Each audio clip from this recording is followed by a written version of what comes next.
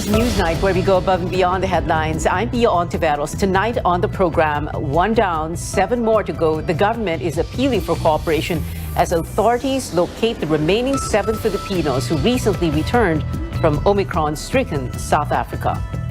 The Marcos Duterte tandem holds a grand caravan in Metro Manila that caused heavy traffic, while one presidential aspirant again says he's open to unity talks with the opposition bet. And move aside, BTS Filipino group SB19 officially takes over the top spot of Billboard's Hot Trending Songs chart.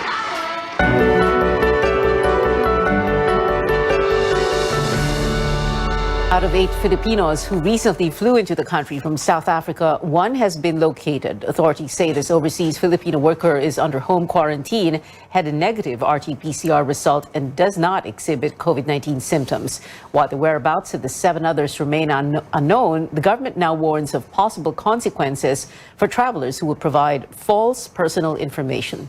More from Trisha Terada. The IATF is appealing for everyone's cooperation in locating the 7 missing travelers from South Africa. IATF co-chairperson Carlo Nograles warned of sanctions for violators of health protocols. Ayoko rin silang takutin, no? Whoever you are, please come, no? Immediately and report yourselves, submit yourselves, no, for testing immediately, and report yourselves immediately to authorities, no? We're not scaring you. We want your cooperation. Last resort na yung sinasabi na magsampa pa ng kaso. The health department said 2 of the missing travelers gave either incorrect or incomplete numbers. 3 provided the numbers of the agencies, while the remaining 2 are unreachable. The agency also said it is coordinating with local officials to reach the missing people. Meanwhile, the Bureau of Quarantine assures the public it is ready to enforce the strictest protocols to prevent the entry of the Omicron variant. The government is on alert as more countries report cases of the new variant, but the IATF says some criteria will still have to be met before putting a country under the red list. Binabantayan rin namin yung capability also of the country to do biosurveillance, genomic sequencing, kasi baka maaring tumataas ang bilang ng isang country in terms of the COVID cases, but even if they don't report Omicron, it may just be the delay in the biosurveillance being done in that country na hindi naman nila agad-agad na detect yung Omicron. Ito naman pong measures na to hindi na po bago sa Bureau of Quarantine at sa lahat po ng agency na nag-aalaga sa mga papalik nating mga kababayan, dahil ito rin po yung measures na ginawa natin nung panahon po ng Delta. So, masisigurado po namin na may implement natin yung pinakamahigpit po na protocol based po doon sa mga binababa na guidelines ng IATF. Nograles also said the IATF is stepping up its 4-door strategy, which include testing and strict protocols against travelers, including overseas Filipino workers. Trisha Terada, CNN Philippines. The country logs 370 new COVID-19 cases. It is the second day new infections nationwide are only under 400. With cases dropping, more hospitals are declaring they are now COVID-19 free. These include the Pasig City General Hospital. In a message to CNN Philippines, Hospital Administrator Arlene Samonte said there are currently no COVID-19 patients in their wards or emergency room. The Makati Medical Center earlier posted a 0 COVID-19 census as of Monday. In a statement, Makati City Mayor Abby Binay said the Hospital de Makati has not admitted a COVID-19 patient since November 24. Other hospitals also admitting fewer patients for COVID-19. The Santa Ana Hospital in Manila has 8 COVID-19 patients, down from its highest daily census of 120 patients. In the meantime, there are no more active COVID-19 cases in jails across the country. This covers both, according to the Bureau of Jail Management and Penology, these covers both persons deprived of liberty or PDL and jail personnel. The BJMP says it will slowly allow no contact visitations for PDLs this Christmas season, beginning in low-risk areas with specific requirements and limitations as to who can visit. South African researchers say the Omicron variant partly escapes protection offered by the Pfizer COVID-19 vaccine. They conducted the first experiment looking at how the variant might behave in the vaccinated, studying samples from 12 people fully inoculated with Pfizer. In some, the levels of neutralizing antibodies decreased 41-fold, but the team says this is still good news as it expected worse. Results also showed people previously infected and then immunized are likely to be well protected. Boosters are also likely to add more protection. President Duterte issues an executive order enforcing stricter regulation of prices of select medicine. EO 155 imposes a maximum retail price or MRP and or maximum wholesale price or MPW or MWP on 34 drug molecules and 71 formulas. These cover analgesics, antibiotics, anti-asthma, anti-diabetic, and anti-cancer medicine, among others. The directive also requires the MRP printed on the drug's container on a red strip, preceded by the words retail price not to exceed and under drug price regulation. The palace says the order seeks to reduce healthcare expense and improve access to affordable medicine. Former overseas Filipino workers hope Saudi Arabia will finally release their unpaid wages after earlier committing to settle them. The Labor Department, however, is struggling to negotiate with the Middle Eastern country. Tristan Nadalo also tells us how the government prepares for the influx of returning OFWs this holiday season. A promise still hanging in the balance for thousands of overseas Filipino workers from Saudi Arabia. The Labor Department previously announced that the Saudi government will be paying some 4.6 billion worth of unpaid salaries to thousands of OFWs. But a labor official now admits that the negotiations on the issue are challenging. Speaking in front of former OFWs from Saudi Arabia, OWA Chief Hans Kakdak says talks are still ongoing to convince the Middle East country to give the unpaid salaries of at least 9,000 Filipino workers. But the timeline remains unclear. The worker says it's an agonizing wait, especially for their families. Hindi ako pumunta ng Saudi para mamulot ng basura. 5 taon na ako rito sa Pilipinas. Kahit nising ka, wala akong nakuha. Yung mga ayuda sinasabi, nasa na? Masakit sa akin, lalo na sa pamilya nila, makarating sa akin na sila namumulot ng basurang pagkain. Yun pa rin ang ating inaasam, no? Pero walang kasiguruhan. Kasi sa pakikipag-usap with the Saudi side ay meron pa ring proseso from the Saudi side na kailangang obserbahan doon. Yung challenge is paano talaga natin maipahatid sa Saudi side yung hikahos, yung paghihirap ng mga Filipino workers na naglingkod na eh. Kumbaga sa gobyerno, ang term dyan ay service rendered na yan eh. In the same dialogue, OWA officials say that they are exerting all efforts to bring home stranded OFWs from Saudi. The government will mount 6 repatriation flights this month to bring over 2,000 workers home. The repatriation flights from Saudi Arabia will begin next week, while the government expects over 100,000 OFWs or returning Filipinos this holiday season. Tristan Nadalo, CNN Philippines. Up ahead on Newsnight, a motorcade for presidential aspirant Bongbong Marcos and his running mate Sara Duterte causes heavy traffic in the country's most voter-rich city. And one Pinoy group dethrones K-pop sensation BTS on the Billboard's Hot Trending Songs chart. Details next.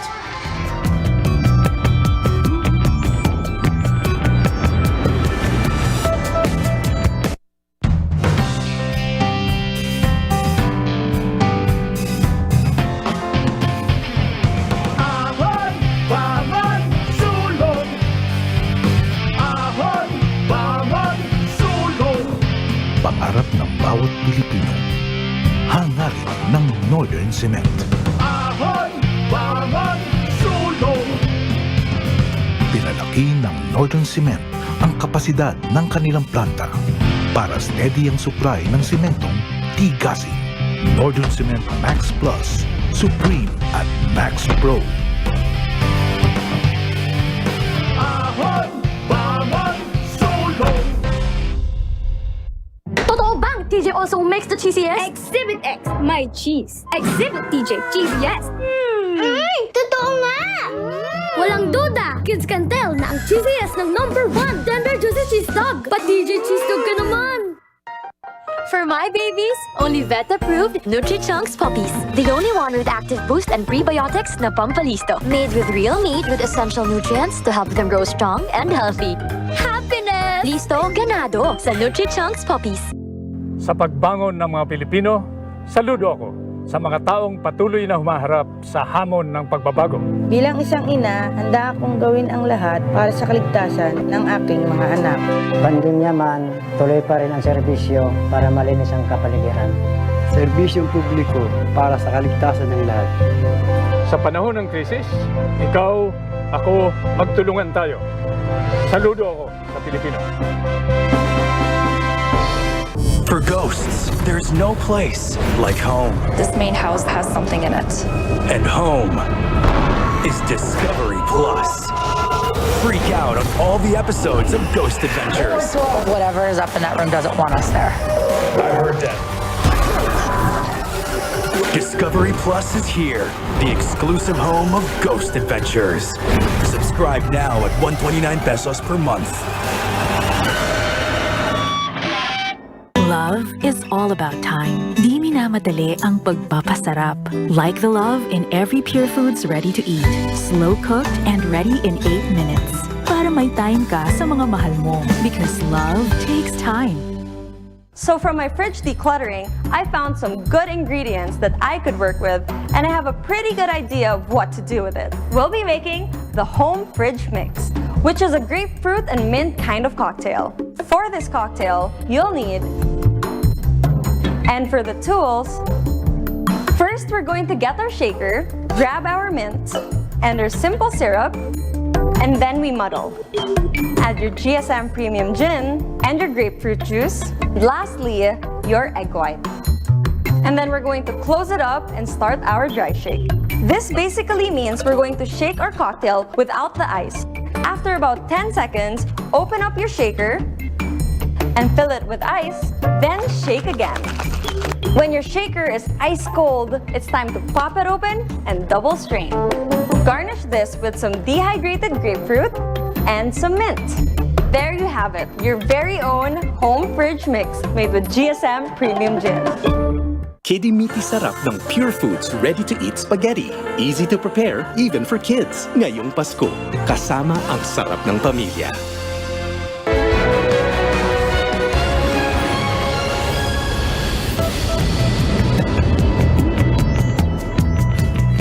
Welcome back to CNN Philippines. On Thursday, President Rodrigo Duterte will attend the Summit for Democracy hosted by the United States. Mr. Duterte accepted the invitation of U.S. President Joe Biden, who also invited leaders from over 100 countries. The summit aims to help stop democratic backsliding and the erosion of rights and freedoms worldwide. But some foreign policy experts say not all participants qualify if democracy were to be the yardstick, including the Philippines. They're also concerned that Manila may be caught in the crossfire of a brewing new Cold War since the gathering excludes China and Russia. They say Washington may be embarking on a loyalty check among America's post-wartime allies. The U.S. is weaponizing actually democracy as a means of pressuring countries, including its allies, to align themselves with the U.S. against China and against Russia. So, in fact, the Americans have embarked on a new Cold War against China. You know, we're in a sort of a new Cold War right now. The Chinese and American economies have started to decouple, you know, from the time of President Trump when he initiated the trade war. And now this is being followed through by President Biden's, you know, desire to divert supply chains away from China. Experts say the new president or the next president should promote an independent foreign policy that's friendly to both the U.S. and China.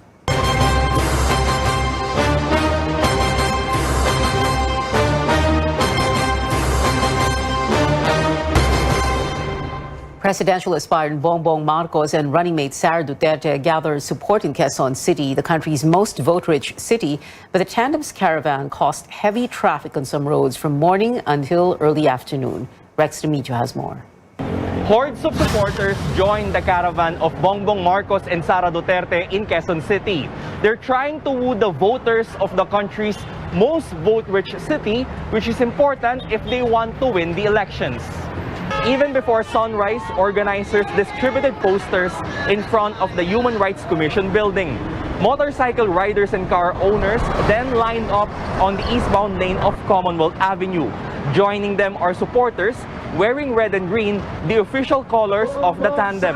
Marcos and Duterte then met their supporters in front of the Commission on Audit building. After Marcos's short speech, they began their caravan, which lasted for more than 4 hours.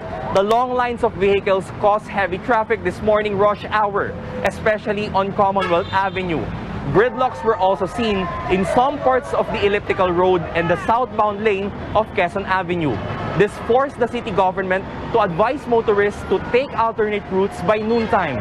The gathering of supporters also lacked physical distancing despite the threat of COVID-19. City government officials said it saddened them that the organizers refused to cooperate with them. This despite their meeting last Monday when the city government said it will deploy 1,000 law enforcers. That's why the traffic congestion happened, which the Marcos camp eventually apologized for. Marcos's Chief of Staff, Attorney Vic Rodriguez, says they're sorry for the inconvenience it caused to motorists. He explains organizers did not expect they will be overwhelmed by supporters despite their preparations.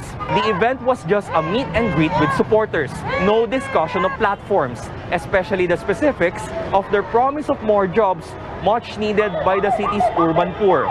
The tandem also did not grant interviews with the media to answer questions on some issues. Marcos is hoping to carry the city again after beating Vice President Leni Robredo in 2016. Sara Duterte, meanwhile, is also seeking to repeat the victory of his father, President Rodrigo Duterte, here in the same polls. Rex Remitio, CNN Philippines. Various groups gathering at the University of the Philippines, Diliman, some even shaving their heads to oppose the tandem's election bids. An organization composed of martial law victims says the bloody human rights records of former dictator Ferdinand Marcos and President Duterte may continue if their children win in next year's polls. Presidential aspirant Calyodi de Guzman and his running mate Walden Bello were also at the event. Calyodi again saying he is open to talks with Vice President Leni Robredo about the possibility of uniting against Marcos and Duterte-Carpio's tandem. Open akong makipag-usap para doon sa unified na laban. Pero yun nga, no, sana, pauna. Sana, ay magkaroon din ng klarong mga tindig doon sa issue ng mga mamayan. With BP Leni and us, we are on the same side. But we are not yet on the same page. Okay? And in the process of this next few months, from our side, we will try to get to the same page. But Calyodi clarifies this does not mean he is backing out of the race. He had previously said he would have dropped his bid for Robredo if only they were able to align their platforms during those unity talks. Robredo and her running mate, Senator Kiko Pangilinan, commemorated the Feast of the Immaculate Conception today by leading the blessing of their volunteers' headquarters in the province of Tarlac. Meanwhile, Senator Ping Lacson said China's intrusion in Philippine waters is more than just a national security threat. At today's Senate subcommittee hearing on strengthening the Philippine Coast Guard, Lacson explained it is also an issue of food and economic security. And Manila Mayor Isko Moreno met with officials in the province of La Union today. He also visited Baguio City the day before. Campaign season has not yet officially begun, but some candidates have already been shelling out hundreds of millions of pesos on ads even before the filing of certificates of candidacy. Stanley Gaheta tells us who the top spenders were. 36-year-old security guard Jevy Juanites always sees political ads on TV and social media. He believes the election has already started, even if the campaign period has yet to officially begin. Dahil po sa mga commercial ads and sa social media, ramdam na ramdam ko na po yung election. In Nielsen's recent monitoring of potential candidates' ad spending beginning January 2021, a number of potential candidates were listed as top campaign ad spenders even before the filing of certificates of candidacy in October. Former House Speaker Alan Peter Cayetano was the top ad spender during the 9-month period, shelling out almost 610 million pesos. He was followed by Senator Win Gatchalian, former Public Works Secretary Mark Villar, former Vice President Jejomar Binay, Manila Mayor Isko Moreno, and Senator Joel Villanueva. The research only covers broadcast and print ads and not social media. Law professor Edward Chico says, since the official campaign period has not yet started, aspirants are not yet bound by election rules. Some of them, Chico says, are taking advantage of it to make their presence felt on various platforms. Unless, of course, the law is amended, unless the law is revised. So we're stuck with that, so we cannot do anything. Nakakalungkot. The election law on campaign finances aims to regulate candidate spending during the campaign period.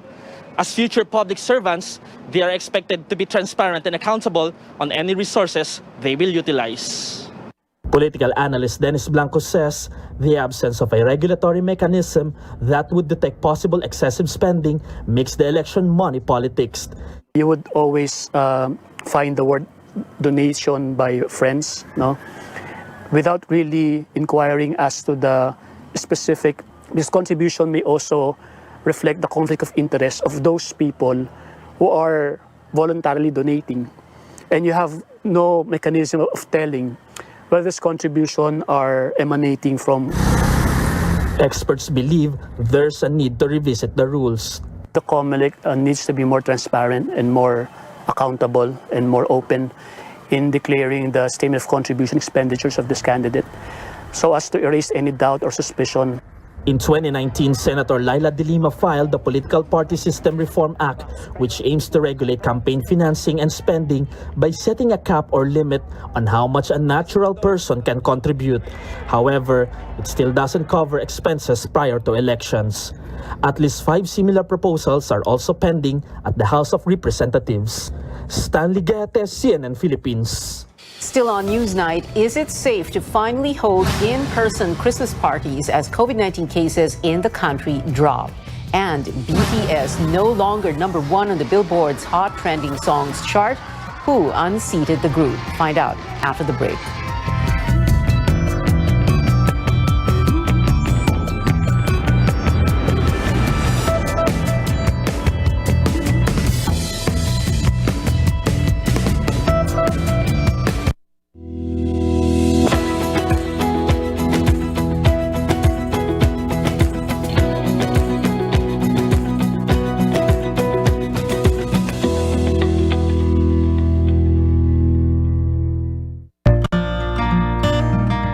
Pandemic, serving others is the best.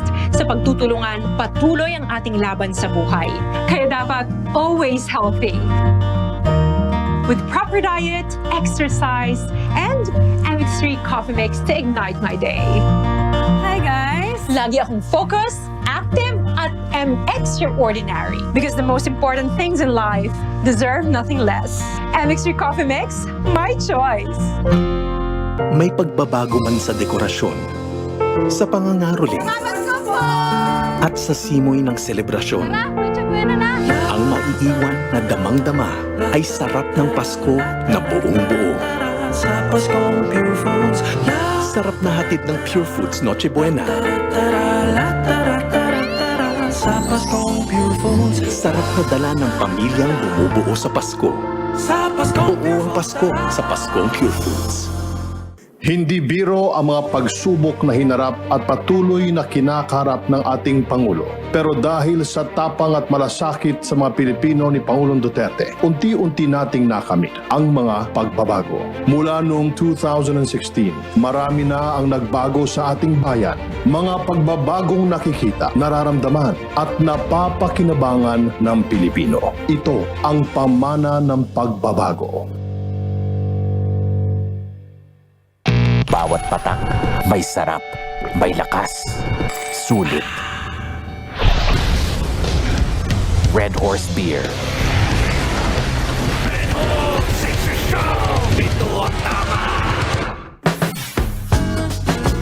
When it comes to my family, I make sure to give them only the best. Meals that are healthy, safe, and flavorful. Enjoy home-style goodness with Magnolia ready-to-cook chicken templados. Pre-marinated, it is made from fresh chicken. It is so easy to prepare and super delicious. Also high in protein, which helps boost our immune system. Get your Magnolia ready-to-cook chicken templados from Magnolia Chicken Stations in chicken tocino flavor and the chicken teriyaki. Enjoy the #1 pinakamasarap na Pure Foods Tender Juicy ngayong Pasko. Kasama ang sarap ng pamilya. Boracay has put the country on the map for domestic and international tourism. It is only fitting that the gateway to this paradise island is modern and state-of-the-art. SMC Infrastructure has taken the lead in overseeing the improvements of the Boracay Airport. Throughout the years, it carried several name changes, from Caticlan Airport to Godofredo P. Ramos Airport. But it lagged behind in upgrades until SMC Infrastructure stepped in. Now the current and long-term developments include the construction of an international airport passenger terminal. SMC Infrastructure also extended the existing runway to better serve bigger aircrafts. From 950 meters, it now stretches up to 2,100 meters long, keeping passengers happy and satisfied as they escape into the relaxing beaches and waters of Boracay.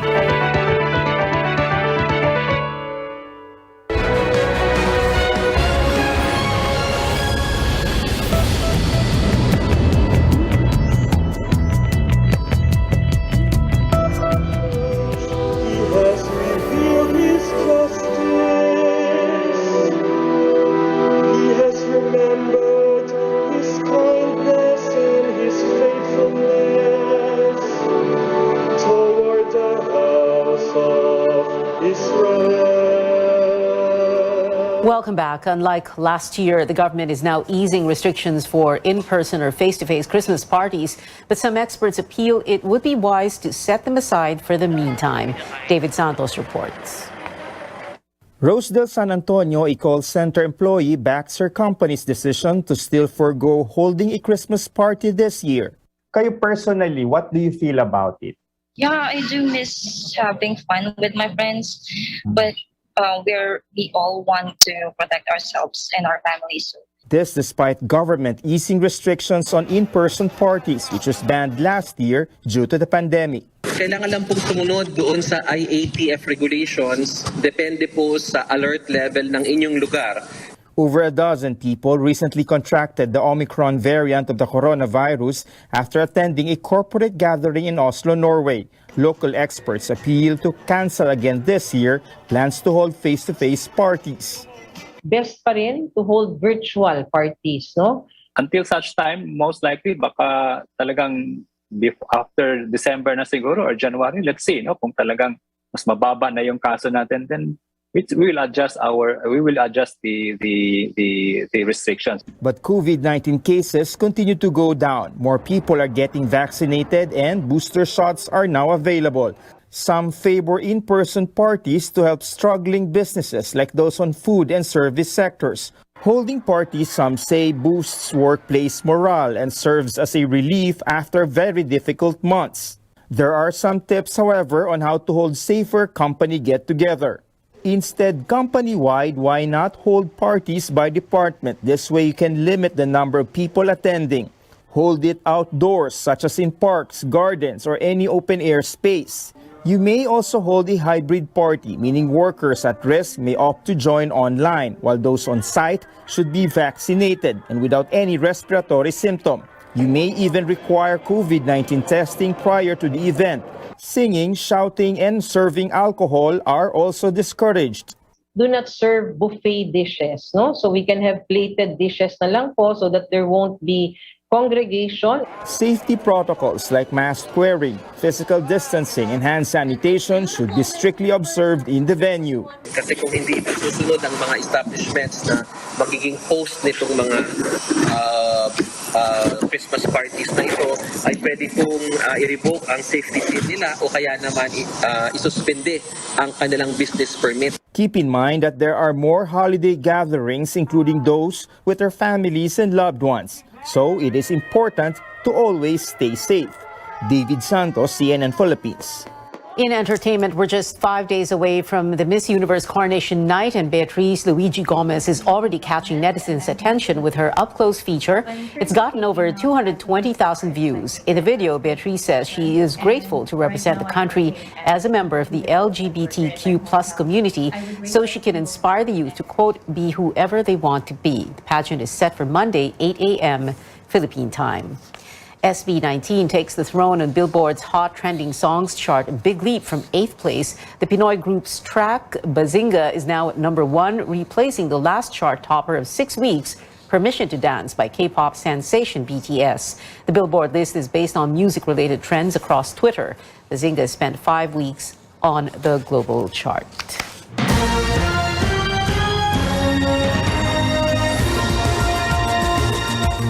This just in, an announcement from the IATF. France is now on the red list from December 10 to 15. That is Friday, beginning Friday, until next Wednesday. Now, what does this mean when a country is on the red list? That means passengers who have been to that country, France in this case, within 14 days immediately preceding arrival in the country shall be required to undergo facility-based quarantine for 14 days with an RT-PCR test on the 7th day, with day 1 being the date of arrival.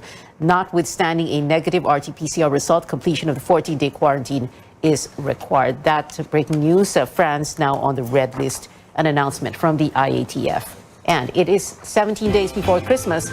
That is it for now. Join me again on News.ph at 7 p.m. I'm Pia Ontiveros for Newsnight, where we go above and beyond the headlines.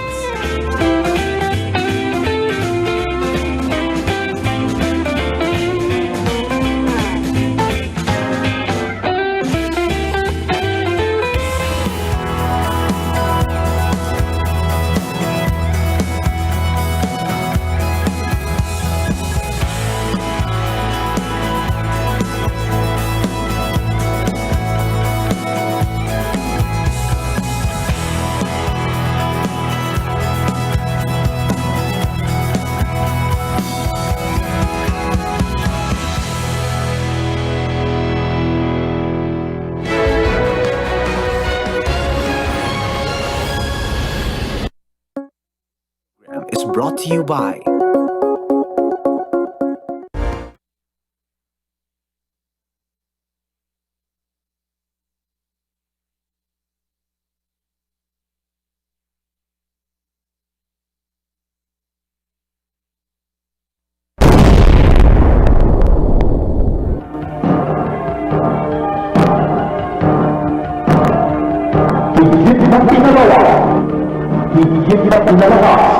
Sumasayo ang RPN Radyo Ronda. RPN DYKB Radyo Ronda Bacolod. RPN branches nationwide. Patuloy sa paglilingkod sa sambayanang Pilipino. DYKB Bacolod. Mas pinalawak, mas pinalakas, DYKB Radio Ronda.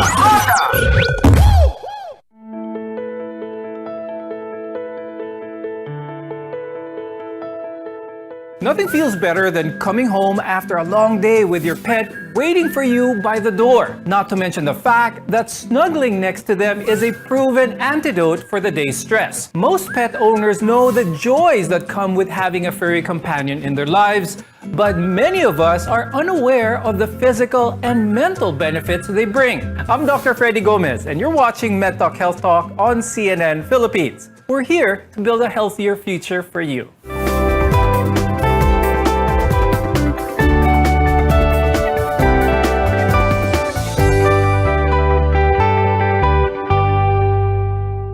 Pets can do more than keep you company. They can decrease stress, improve heart health, and even help children with their emotional and social skills. To help us with today's discussion, let's welcome our guests.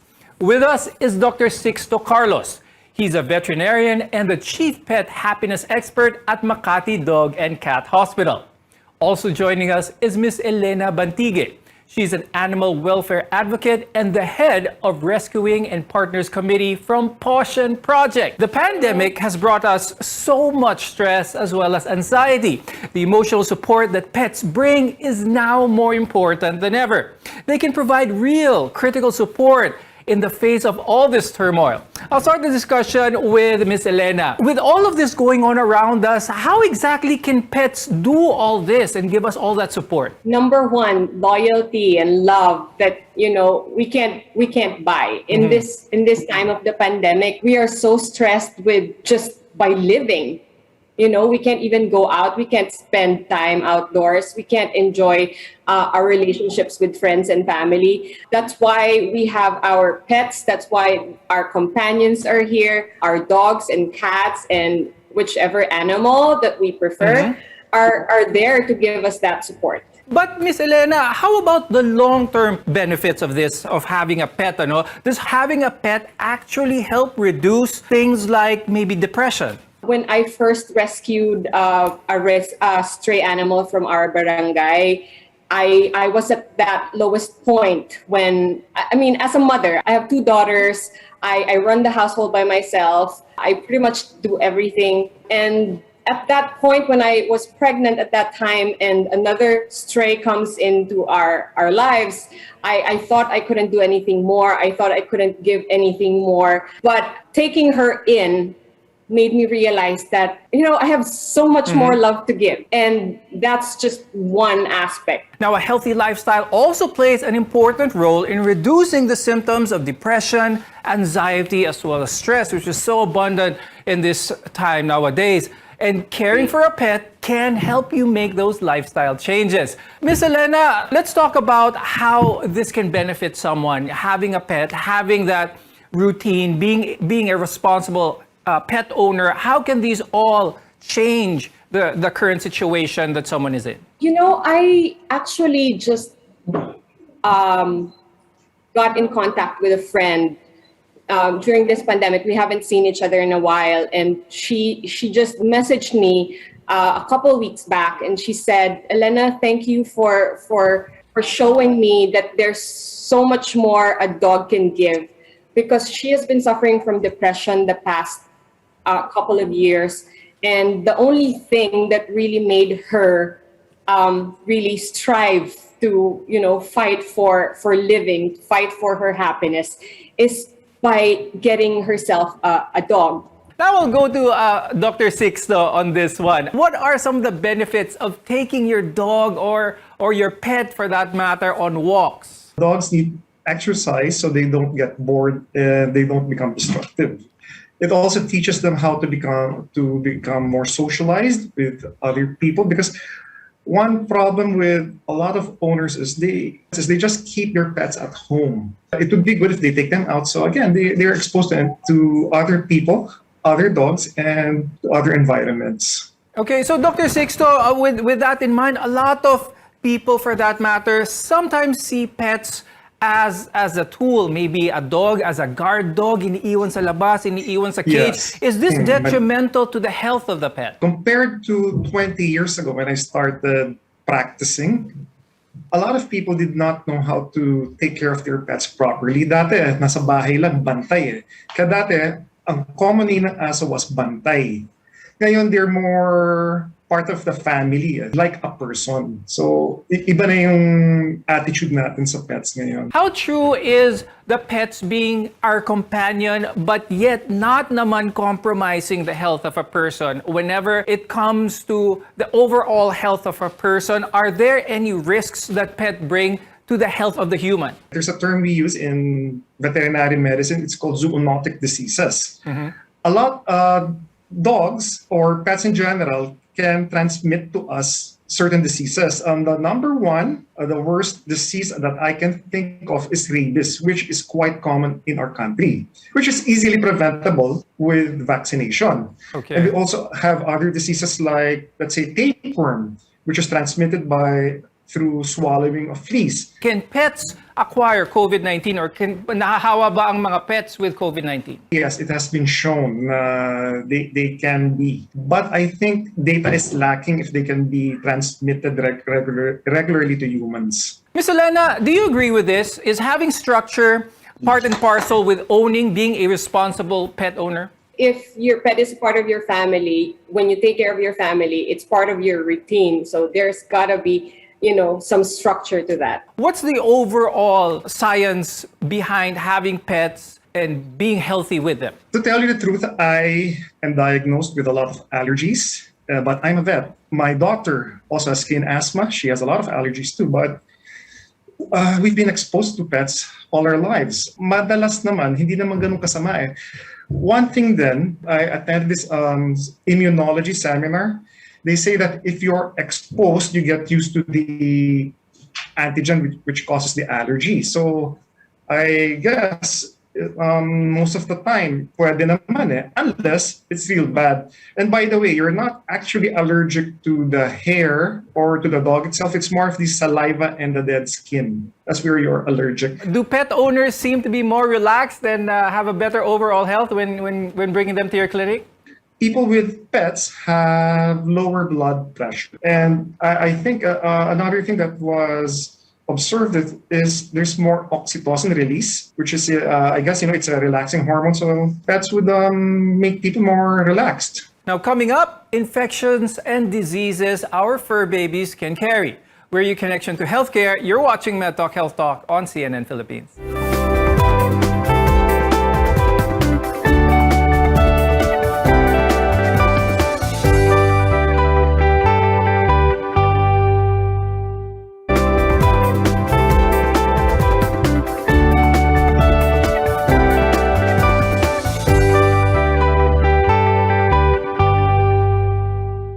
I'm Dr. Freddy Gomez, and you're watching MedTalk Health Talk on CNN Philippines. We're together in health. Ms. Elena, let's move on to some of the cons of owning a pet, if there are any, because we talked about a lot of the pros of having one. When I do adoption interviews, when I get adoption applicants, I have so many questions to ask the applicant because I need to know if they are committed and devoted into giving the best life to the rescue. If you are not able to give the necessary vaccines, because it's not just anti-rabies that's actually needed for our pets. There's also the 5-in-1 or the 8-in-1 that comprises a vaccine for a multitude of viruses that can be prevented. Another one would be spaying and neutering, which also costs. Another one would be, having the time to really commit because daily walks are needed. Even proper diet is needed for our pets.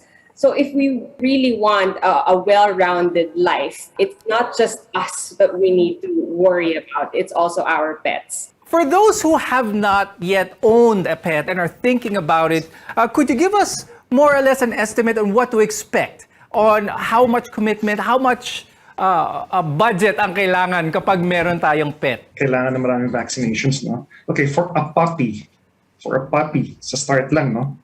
More or less, complete vaccination niya up to, let's say, 6 months. That's already almost 5,000 pesos. That's one. Then you have to give anti-flea, anti-tick, anti-heartworm medication. That would cost about 500 a month. And of course, you have dog food.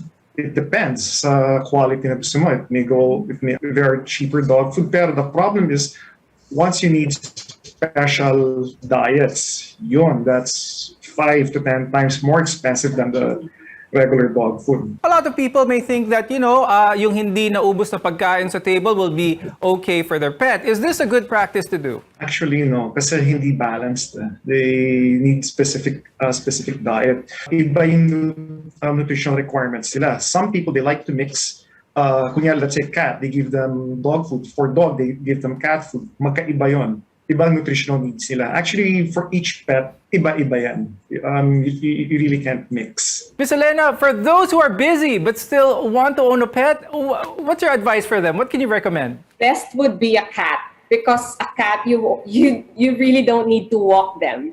and you can leave them at home. They feel safer at home. You don't need to bring them out on trips. So I think that's the best option for someone who has a busy lifestyle and, who do not have all the time to commit to a pet. Some dogs can be destructive even if they don't mean to. They can have an occasional accident at home or chew on your favorite shoes or even clothes. Dr. Sixto, how can we manage these destructive behaviors of some pets? You have to make time to be with them. You have to exercise them because a lot of the destructive behaviors is caused by boredom. So that's it, bored sila. They tend to chew on things, destroy things. And one thing is, do not give them old shoes, old slippers, or socks to chew on. Kasi maya-maya, kakagatin na rin nila yung bago eh. Personally, for me, if you do not have the time, don't get a pet. That is my suggestion. How can we cope with the grief of a pet loss? I lost a rescue almost 3 years ago now, and it still pains me. But at the shelter, it's a different story. When we lose a rescue, it's not always easy, but we have each other, me and my other co-volunteers. We have each other to, lean on. We talk about it. We share our good memories with the rescue, and that's pretty much what drives us to do more, to be able to, have the drive and compassion to rescue more of the same strays. Dr. Sixto, you touched upon this earlier, but what are some of the other common infections that humans can get from pets? Ringworm, that's one. You can get that from pets. There's another one, it's Bartonella. It's a bacteria. How about ticks and fleas that are common in dogs? Are these a health risk on humans? Yes, because they may cause a lot of allergies. They also transmit a lot of diseases, like Babesia, a lot of rickettsial diseases, which can also be transmitted to people. Okay. And to be bitten by a flea, that's not fun. It's very, very itchy. Makati talaga. And again, I think I mentioned earlier, if you swallow a flea accidentally, you can also get tapeworm. And another thing is you can also get roundworms from dogs and cats. That's why in our practice, every few months, we do take dewormers to make sure we don't have any roundworms. When we return, we'll talk about how to pick the fur pet for you. Your health is our mission. This is MedTalk Health Talk on CNN Philippines.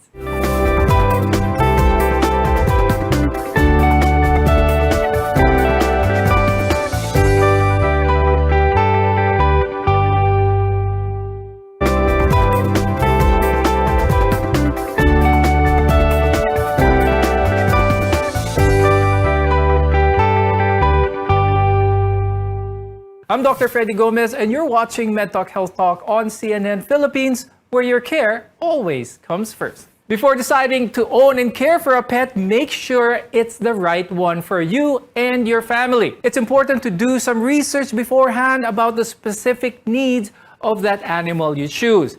Ms. Elena, what questions should we ask ourselves before getting a new pet? What lifestyle do I have? Am I willing to provide a set amount of money for vettings? What commitment do I have with my time?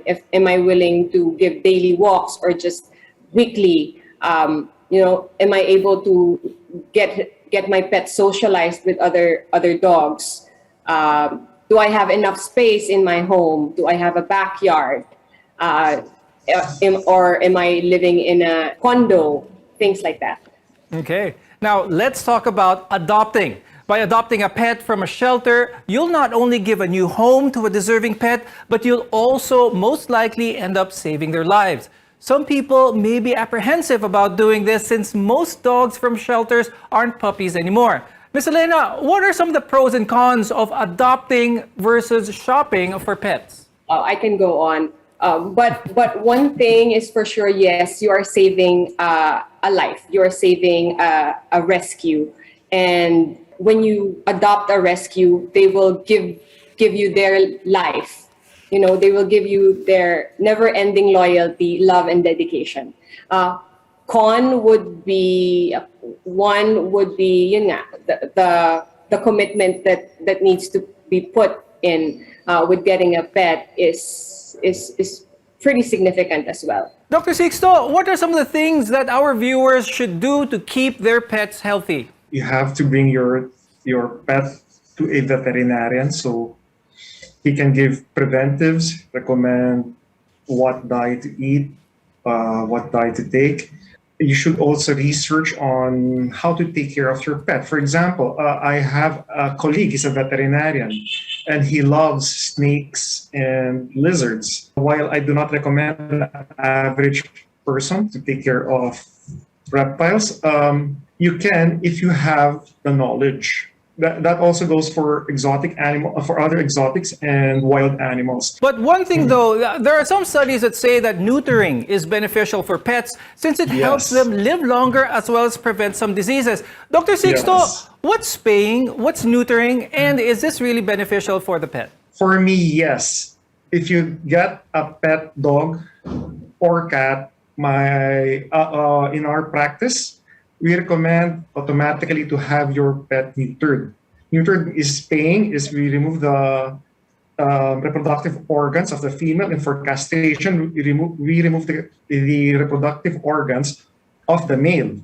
This keeps them from reproducing. One benefit is it keeps the population of dogs and cats down. Statistically, neutered pets live longer, and it keeps them from getting diseases like testicular tumors, pyometra, and mammary tumor. So it is also healthy for the pet itself. Okay. Dr. Sixto, how often should responsible pet owners bring their pets to a veterinarian for a checkup? It's once a year, but I think it would be better if you bring your pet to the vet every 6 months. And before we go, Ms. Elena, do you have any tips or advice for our viewers who are already pet owners and for those who may be thinking about owning a pet? For those current pet owners, please have them vaccinated, have them spayed and neutered. And for new ones, there are lots of options at the shelter. Please come visit Caution Project. Very good. And Dr. Sixto, if there were 3 things that our viewers should take from this episode of being responsible pet owners, what should it be? Having a pet is a luxury. You should have the resources to have a pet. You should have the heart to have a pet. And third is rather adopt dogs or cats than to buy one. We hope you found our discussion today helpful. Thank you to veterinarian Dr. Sixto Carlos and animal welfare advocate Ms. Elena Bantigue. We want to be your partner for a lifetime of good health. I'm Dr. Freddy Gomez, and this has been MedTalk Health Talk on CNN Philippines.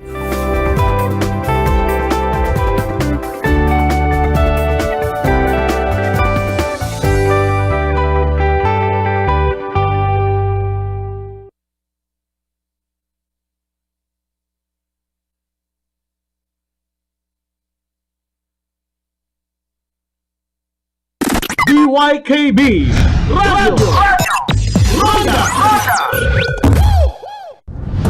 RPN Regional AM radio stations nationwide welcomes CNN Philippines, a first on radio, to bring you the latest news you can use.